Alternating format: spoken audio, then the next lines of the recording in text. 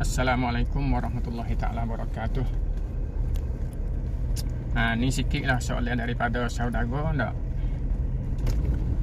Yang dia tanyanya tak?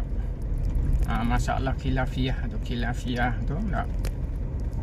Bila yang kita boleh khilaf tak? Tu dia. Baik. Dia masalah khilaf tu tak? Ya sebenar khilaf tu tak? Kalau sebut dalam yang saya baca lah, kita tengok lah, kita nak bagi khilaf tu nak kali buku bab ke apa betul mana. Kalau betul di segi tak, ada baik ada tak baik, itu ia terbagi pada dua. Yang pertama khilafur rahmah, al-khilafur rahmah. Al-khilafur rahmah ni makna dengan sahabat kita ada khilaf ni menyana ada kebaikan, nak menjadi kemudahan bagi orang yang mengikut. Hak tu kita panggil khilafur rahmah. Seperti tak, mana air semaya masalah tak, seperti air semaya masalah.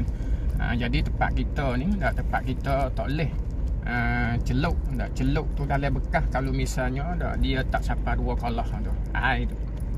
Tapi bagi muzhab lain tu tak, dia boleh celuk 4. Kenapa? Kerana maslahat tempat dia air susah. Air susah, air payah. Lalu tu kalau tak buat celuk gitu dia susah. Sebab dia air sikit je, tempat kita ni mudah air. Lalu tu tak dibenarlah kita nak celup pada satu bekas tu dengan tangan. Melainkan kita kena ambil cebok luar tu.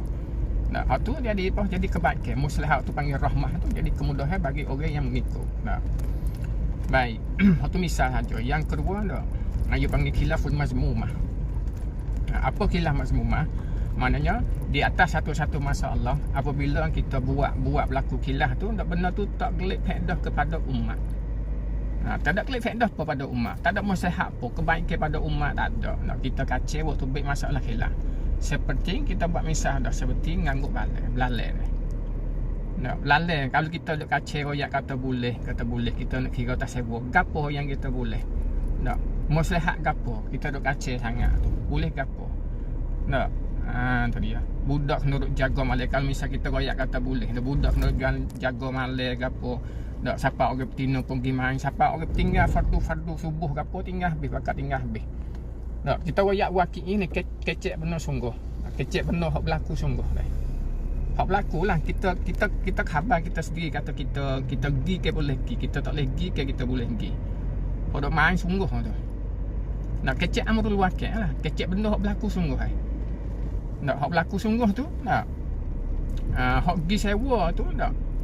Seputung je tiye. Nak seputung siam anak orang seorang. Kalau kita buat belalai 2 ekor kena guna 2 butir, 2 butir,